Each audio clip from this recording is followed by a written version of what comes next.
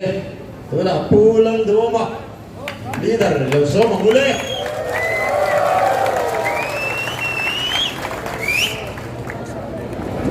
Pu chairman le kan candidate te le tlang pui mi pui te partia kan tho pui zong song te hun rei tak kan mang toa pur tak le lim taka kan lom char sar he aro pui ka tia sibai kabuk zoni a campaign can kick off ni atang khan chokar ni vel alonita a Missionary report kan ngai thaka khan emi hon chung hian member thar sang nu fa zet kan lom lu ti kan fria kan lom ema voina hian engemaw zat lom lu le tur kan ya ta hian an ming te aoma amaro chu kan hruai tu then khatin pakhat chau hi soi mai ro an zui le don a buai thak mai an tia a hedu tan chuan he kan ho tu ten a list an kola an zinga pakhat chau hi kan soyanga chu chu po vi lal than sanga a te ani congress a Lunglei District Congress Committee and GS and Kul Pui ania nizana nina zanria kan kil hawa voina hian ama ngei ron lana thu toi soi adu ngoi ngoya amaro chu arim deu leka a BP asanga tona hian khuba amumeka iming kan lo soi mai donia kan ti a lunglei khopui le chimbiala chuan ani hi congress chelding tu berale akhai pa ni tling tak zet ania anin minon hodon hi kan lom le zuala henga thian dang te song song nen hian kan rama sarkar kalphung thar party sarkar nin om tak hini lovin mi pui sarkar apian thena tura thok ho turin kan lom lu te levoina hian campaign kick off nia kasoi kha akharnan han man le tho kadua tuna hian lunglei khopuya hian project kalai le bul latran chia lo deu poimo sual som kasoi dona pakhanna chuan kan ngai thak to government college ania kumthum mel amuta atuna yan sakzo alani lo an muang kanti ani panina chuan science center zo nuai amuna kanan kala building atrakhop mai an satha kan lom ani amaro chunikum november nikwa ni atranga department talina kina allo tholai Chief Minister le bial tu emeleten anchu sakni atrang khan na kitho alanimia talava tona khian checker tile phangai le retaining wall siam ngai engemozat aloma na antu chu sakkachu engpo lo ni sela achu sakto te khan chunzom se kan dua an thok chuang bok si lova a thing thup maya hi poi kan ti hle ani pathum da chuan in the engineering college puk pui ania kum sari ani to hi rusha noya sang ni so paruka tan kha ania voina hian approach road po alomlo amunaka kantuma kong a chelu tuka kalngai na omlo amuna kan muthei talo then internal wiring amlo amlo water supply internal connection amlo tui ambok lova ahung na ambok lova zirtir tu te lecturer te quarter pakhat ma amlova anlo tur chen khat ma da anibok lova chote chung chuan mak em chu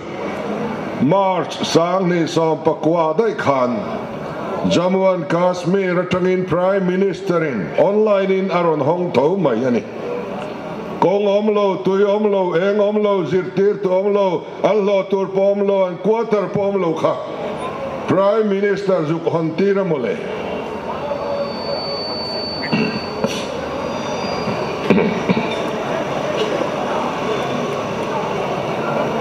so mai chuan lova sang ni som pakwa August atangin class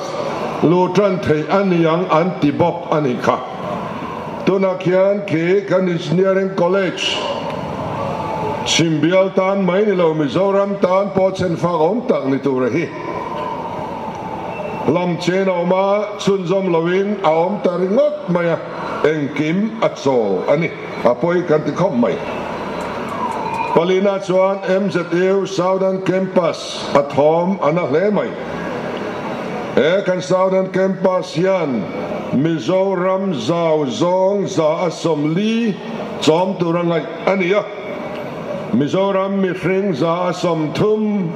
tena an sortura ruaman ani kum thum kalta khan permission paid ani toa voina yan DPR ye pom alanilo kum thum kalta permission paid ania tona yan a DPR shim po pom alanilo Southern Campus he dins min palsak don lo po ala hiat lo chotiang den muna chuan kan oma chote chong chuan thil kan soi advanced thiama class tran mai turangin engineering college building kan mangang ti te aloria engineering college engomlo tuyomlo kalkong omlo kha man ngai na omlo ti te chu kan soi zo to kha ani chotiang chu kan Southern Campus din mun ania ADPR he pom ani nuwa asen sotur sum zate riat ani nuwa sum pek alangai nga ti chuan tender ten la chuan la thok don chok ani cho chu kan din mun ania kan ni na dik tak kan riat a thome pangana chuan water supply scheme ania amuna kan zup kala pial theng kong kan tong tui pam khol kan da na pan na kong hi agret achle a ti chuan nikom mars budget session a khan achang to ministerin adimana aron puluta pial theng kong laina tur siam thana tur hi nuai zasari somnga kan pas sak ani kum aliam ta a Banseta Anron Dila opposition member te point kan remti puya pial theng kong siam na nuai sa sari somnga kan pas voina pakhat ma na thok alanilo kan fia dan chuan restricted tendering tu mo an pe restricted tender chu naman mo tinani ma se aman mo thak lo niang na tho eng ma kan la mulo ani then kan call man lai alui toy ma wangin call thar alo thega call chu lian de bai pani itimayang chu ania e inzom turkhania thok ho tu thok dun turkha ari khop maya call lui khan am chiatan an da suna call thar anan wa ma se apat alo kim lo na sa anung thei ta reng lova har sa in chu an suit lia tuna hian kan call hui bok kan mang le ta ani call thar man tlak lo kan nei hi kan van duai kan ti ten a call thar lo tra po ni te reng seng call thar got hi kan mamo ani lo kum som ni pariata upa ani to I expire to Adam doi ni se ai tlak to lovani kan water supply scheme hi a pipe a burst a ake fowa a call tar hi han bua po ni langin a pipe in tur don chuang lo avaya athar ani lo chuan omzia tak tak kan nei lo wanga kan har san na su kiang zo don chuang lo te he kan soi du a ten atlong lui kan dot na lai tak he ngun taken kan han bela an khuap sang vak lo chungin enga tinge he ai sang de wen khwa lo ka tia tu na kan khuang po hi aron chim phak to lo tui na dai lo te min thrilani ti chuan anan ngak thlinga anon pam chowa alo phai ta alui mong lam pangali te kha an pam chowani cho te khop chuan kan phc thok do te an khong ai thla ka tui an ren em a tiang chuan min chom trok ani so wangin khol thar le pipe thar vek po min bua sak selangin tlong lui hian lung le khopui a chom zo to lo phrim atira mi sing ru chom zo tura ngai ania tona chuan mi nuai khale sing kwa kanom to ale thum ain kan tam to cho wang chuan khatiang skeb lui lu tuk tak kha kan tan omzia anei tolwa kainina kan ngai poi mo chu scheme thar greater lunglei water supply scheme mat lui ngei atala pam cho hi he khopui hian amamo ani ti country a he kan ngai poi mo a he kan ril ruwa kan da reng don ani ti ka soidu ani ten man tok zena lunglei kan zuk thwa lunglei ti lunglei tu tak kha kan zuk thwa athanga ngasi lui awma country a ngasi lui fin tu sipai lui kama mi aloi supa alui abol ho le cho ngasi lui afinani lui dang poi na finani for alonia chol nen nol nen plastic nen polythene nen bolo zong tlonga alwang luta sumit hi chu lunglai khopui hian kan in me kan itu na hian kan tui tlan ni athiang lim lo wani kan LTP te pai nei an ngai poi mo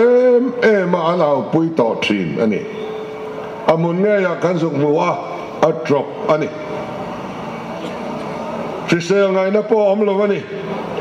cho wangin filtration plant thatak ngasi lui akwan siam angaya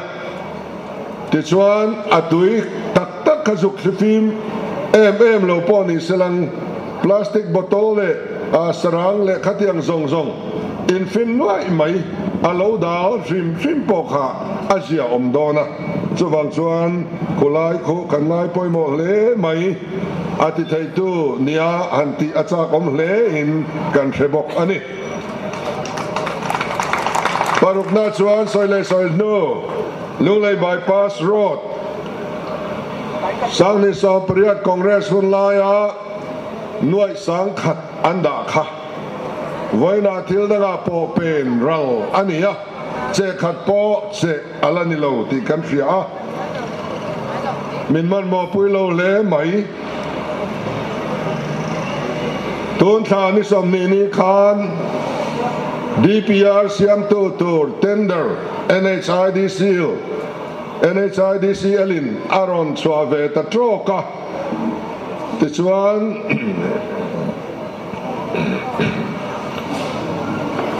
tona chuan Mizoram sarkar nilo central sarkar in kan bypass road hi aron koidon tinania alomom le amaro chu a DPR siam chung ni arei du khop maya DPR an han zon nu a alai na tur sum pek angaya ti chuan alai tu tur than angaya chu akaldan ain dot chodan tur alani dona hey chen hemi puala ngai tuan le sum te po abul tran na tham loda ani to nuwa tunin thandon trepa alai tu tur po ni lo a DPR siam tu tur tender chua alani sau hi amuang lutuk deu ganti ani pasarina chuan civil hospital Don mawh referral hospital ni thin lunglei civil hospital hi chimbial mi pui zong zong kata hospital dang zong zong tena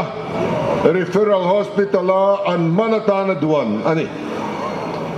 arei tuala mason nekin kandin mun aniam tuala dona chuan referral hospital ni atling tolwa nan nakirdewa chuan aizola in referzel angai ta kan civil hospital in ma son lohi apoi kan tile ani RT-PCR call thar an bun date kan han ena kan en laya karil rom chu sebo nuwa se kongkhar ti hini covid lai kan mamo em lai khan da sengin man mo sengin airport an ve yang thuk ta khan min ve pui selang covid kan ve lai khan ki call ki kan sortur ania to na chuanin sample test tur po om bang lova om riwat mai ni arum po ruak he huai maya thok tu han thut chil po nong lo tho tu rom miao lova atang ka in lai te pe chola nei se lang tu nuwa amaro sukhat di khopa kan mo hun la ya pe ka kanom lo khai ro chu apoi kan ti pariana chuan truck terminal luang mualami hi rampo kan ram anilova PWD ram ho chok mai ania chimbial mi pui bu fai e tur bayrabe le zuang tui atranga anron phur thlen namun pui ani ke kan truck terminal ki pariat velan ron thlen chuanin atot vector om sia nei lo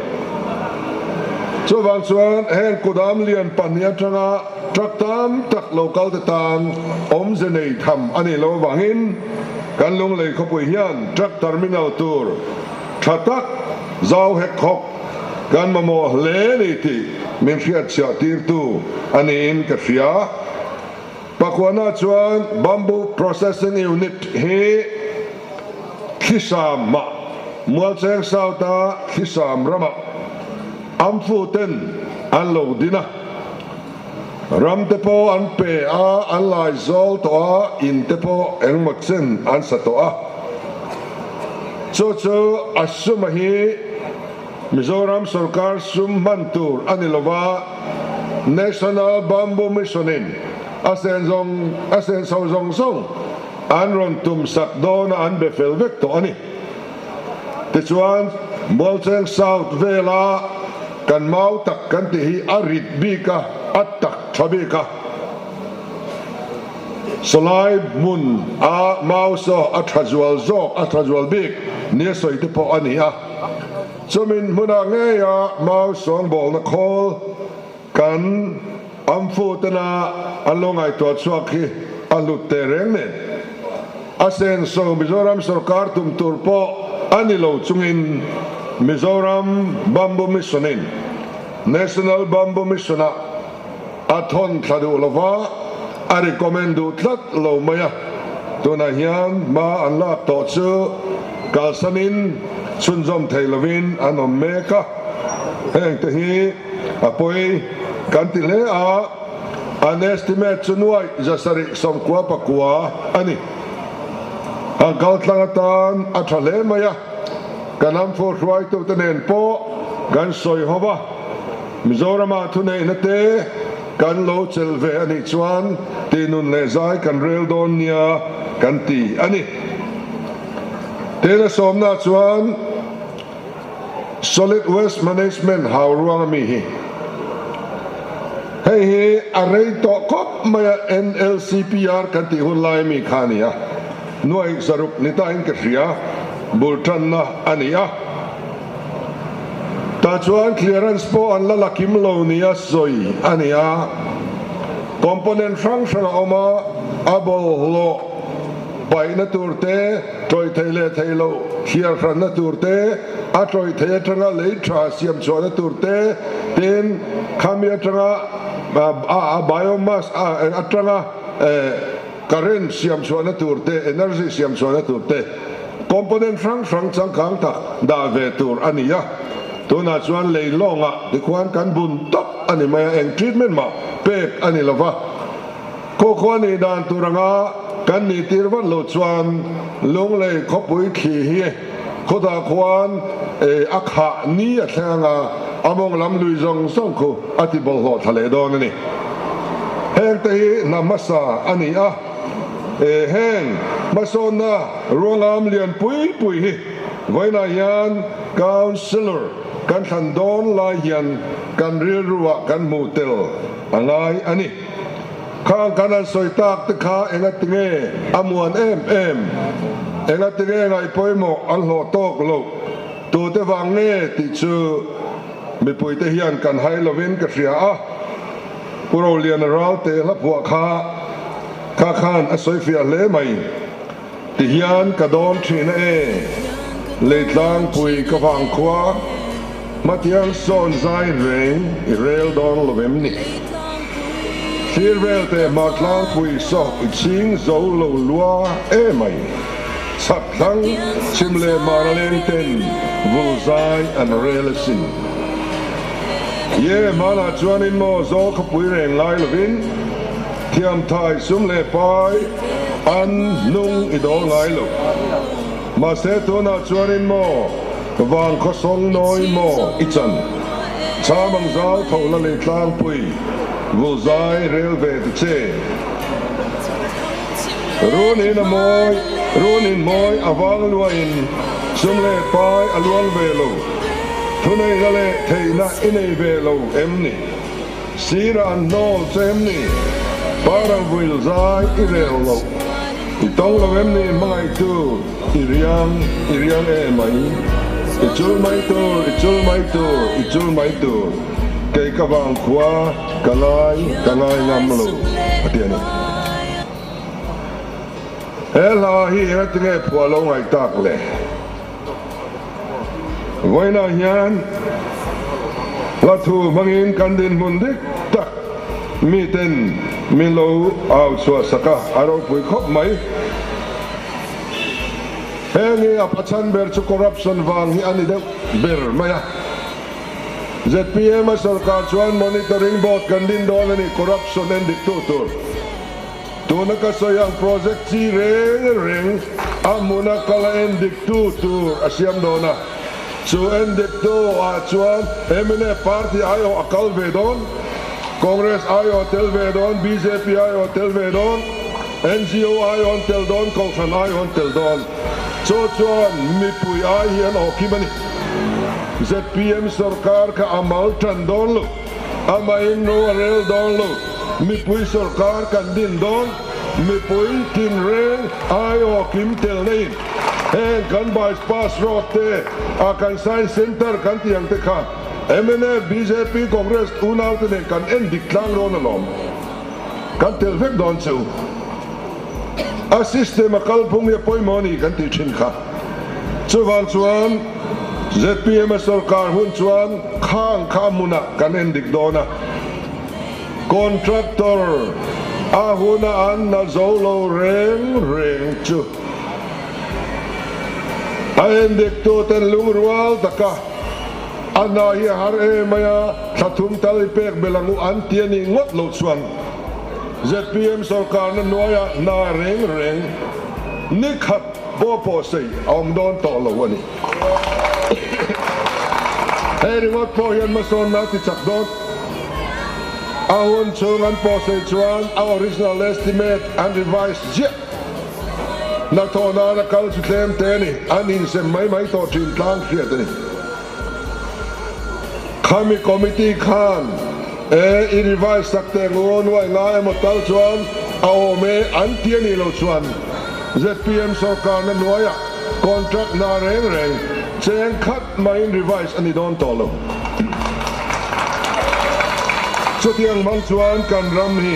en kol kan dwa mason na at saka nga a quality a control boka nga mi pui sarkar alo om boka nga e ruk na abo ngal boka nga ti chuan ei kanene sa di sial ten kong pui ten on laya kumen for lo teng tori ka hupur khop mai sabera ka khuang kai ana salutuk don state nga pon lai ve tho leivong management fel tak an siama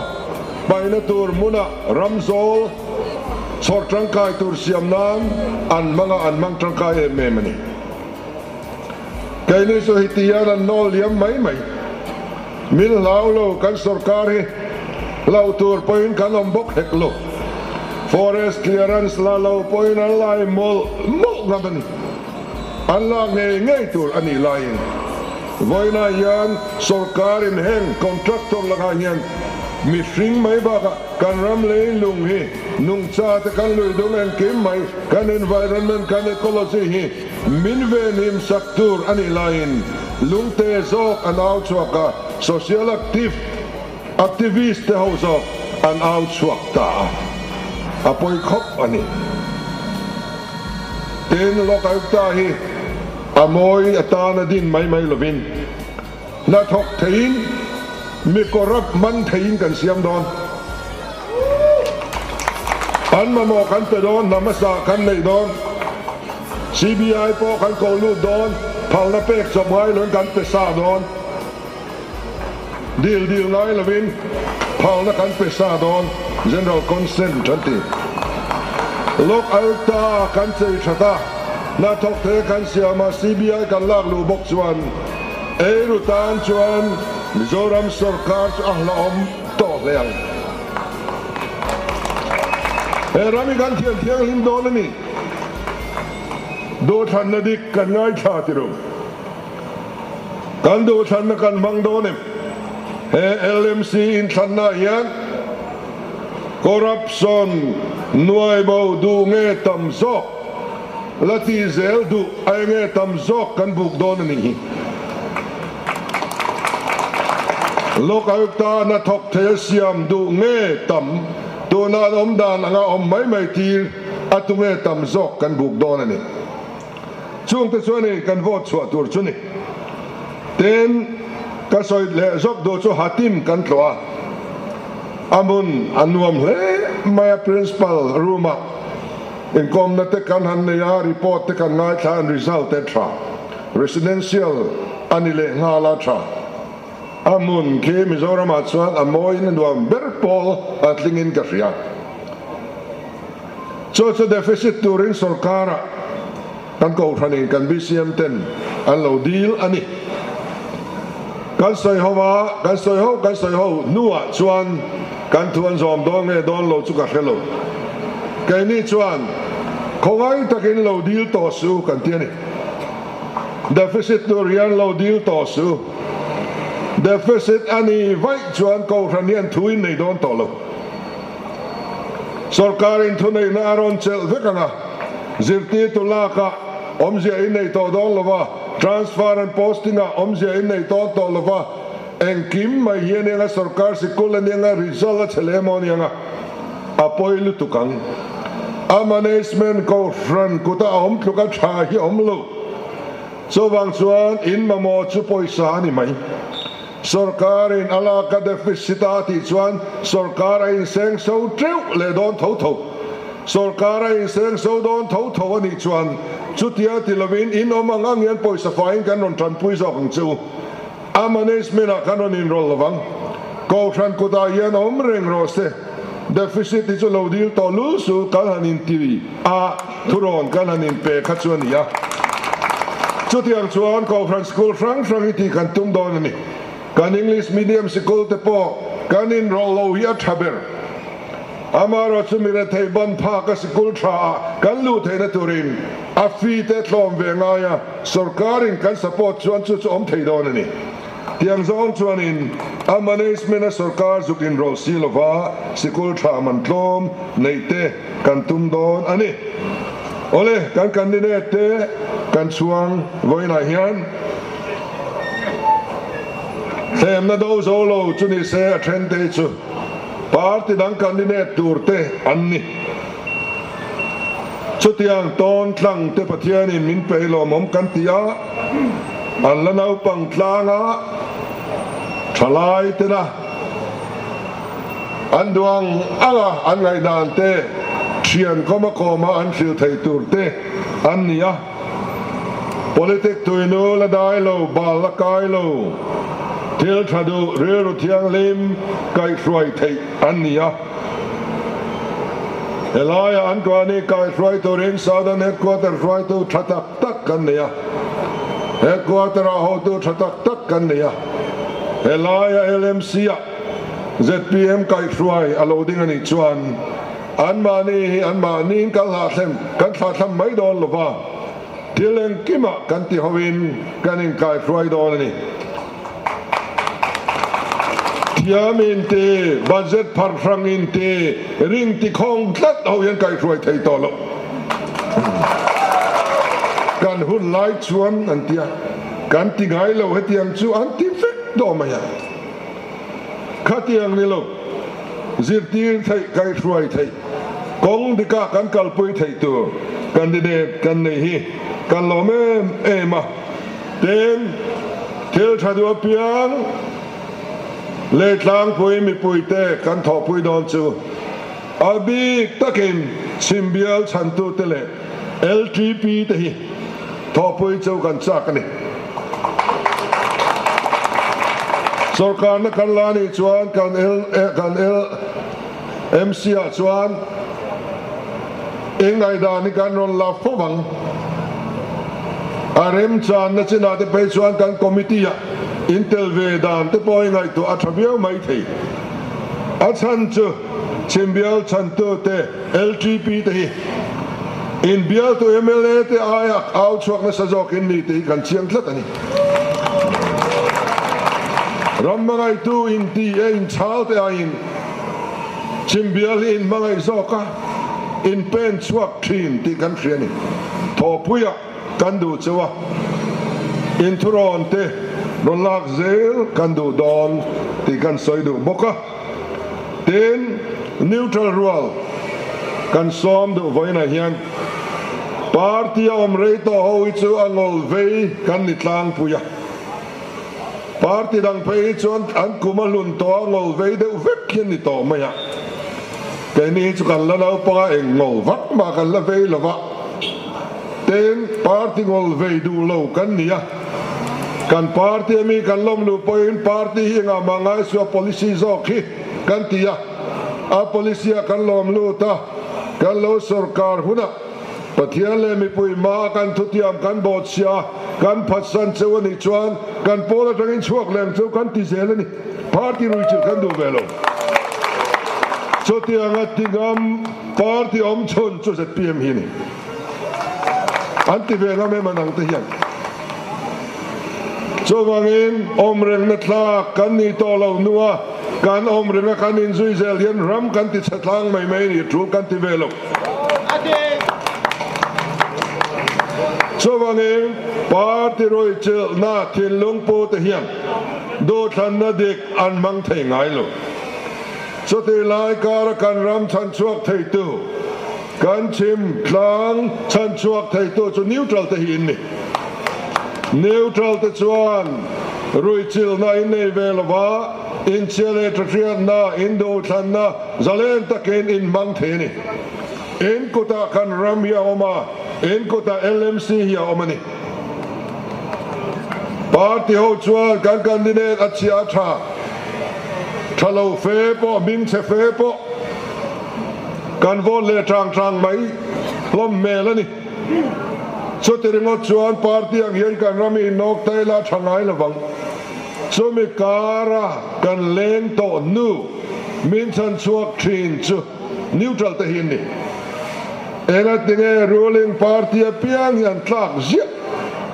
eng tiga ngen tlak thin an ro pui wang lai takin an sarkar lain si tamber an lak lain poisanga ber anni lain tunei tu kuta tunei na zong an hum lain khotina assessment a member an nga ber lain an tla zia zuknia to wange kan ti chuan neutral wang ni neutral ten trul to la ven ti chuan an tla tho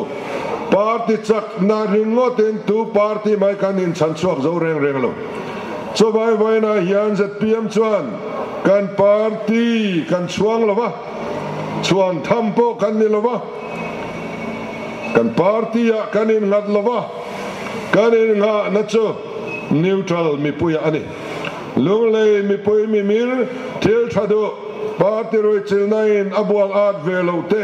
in laka be se ni sang tak kan ni do than na dik tak manga in zalen na in exercise thei don awangin chung awina indu ber cho sarkar don ti kan thria so wangin neutral te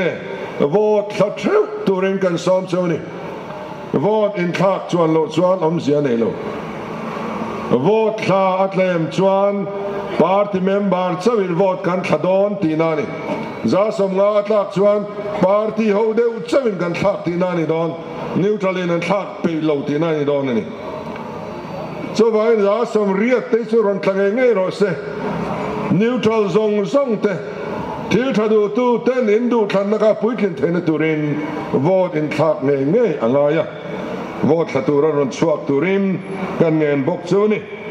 ti chuan ZPM chuan sumle pai kan ma chuan velova til pakhat tun trum kan sin na tun in rim ni khan sangawa tlai to taka kona mi puin mi lo muak murmaya tu kan soi ni tu kan soi ma chuan salngawa ZPM unit sang le a chevela unit te khan a thilpek an hlan done an tia mindin tira en chumin pedon ni mokatia ain dote te khan envelopin thilpek minon pea poisa ni cheng zanga thiu minon pe ni khotsuwa unit om song le a chevela miten cheng zanga thiu minon pe ni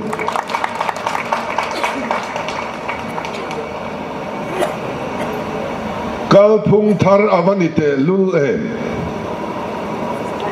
nuk hian tu zok ani kalome mem na cho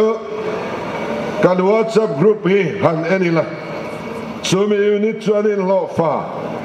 sumi venga zonu ho anin lo fa suman tua thalai lo fa ZPM candidate kan bialami minon puan sak huna cái này chuan poisa kan deal don lova kan lo pai zok don ni an tia nin lo fa al limem ema flak nen party lanen nan thok sup me mizoram khotam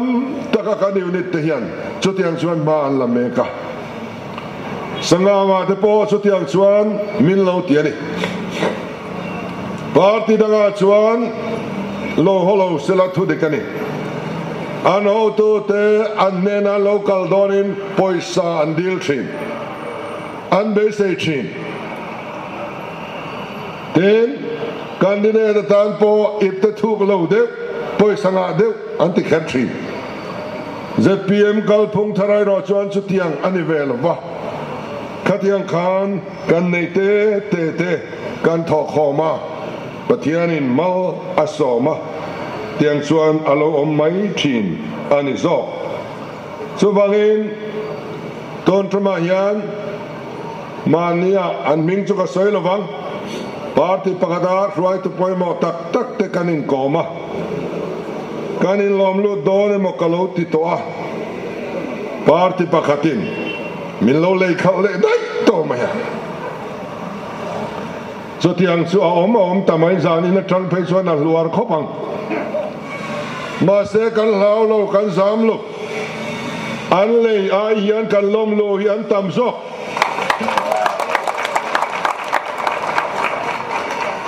tun ai na sa hian ser chi bial ba election a khan an che ni om je nei lo le tlang pui mi pui zong te ser chi bial mi pui in tluk donem kabial mi pui te in enton donem so na chuka zot chuni voina hian kabia mi poite ka chuanga by election ale ngal party dang zong vote bel khom ai tam vote min pe ni thilmak atlenga ni serchi bial mi puin chutiang chuan ti thei don anti thei chuan lung lei khopoi zirna in leng kem om masak na sok a kholun zok chunga mi pui te hian enti ve thei nge yang ti karinga serchi panina ni turin zoram mi pui pom puya mi puyan harta le mai then ni lo thudik hialal chin mi puin thil than du toni ti hi hrian non tira om le then turin naron thokulang kaduani chuan top nan chuan leitlang pui hla chang nung ber khakan mange dulwat wangin min ngai damro lalai parang vuilzai relin matiang sonin leitlang pui ivuzel don thanem ngaya lungrualin thoktu duom rual zaten inun kolom nan thokzelin sirson an relzele ichul don lo kay kawang khwa puanang ichul don lo kalome